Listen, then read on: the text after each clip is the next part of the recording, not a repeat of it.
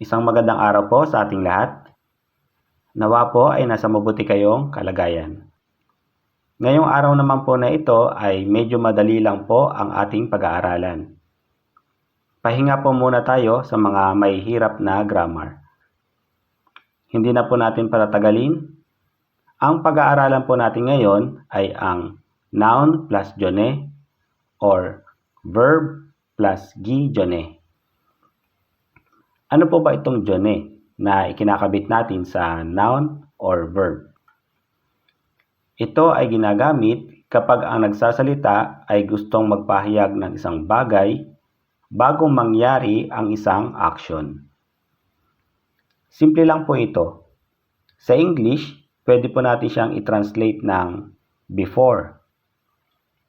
Sa Tagalog naman po, pwede po natin siyang i-translate ng bago.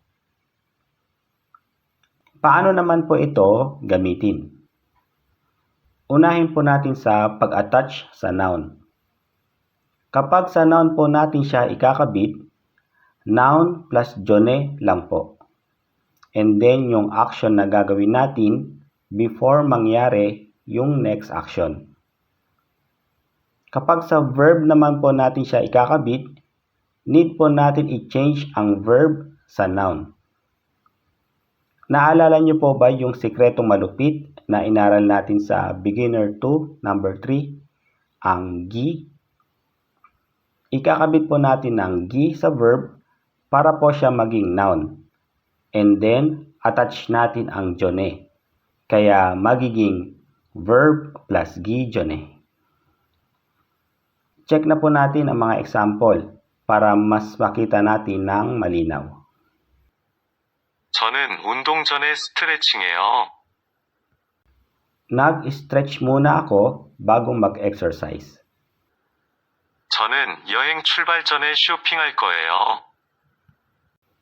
Mamimili muna ako bago umalis para sa travel trip ko. 저는 자기 전에 이를 닦아요. Nagtututbrush muna ako bago matulog. 제가 아내와 결혼하기 전에 우리는 3년 동안 사귀었어요. Bago ako nagpakasal sa aking asawa, nag-date muna kami ng 3 taon. 들어오기 전에 노크하세요. Pakiusap, kumatok muna bago pumasok. Ayun, maiksi lang po. Next lesson naman po natin ay tungkol sa after. Huwag po kayong mag-alala, madali lang din po iyon. Magkita po ulit tayo sa ating next video. God bless po sa ating lahat.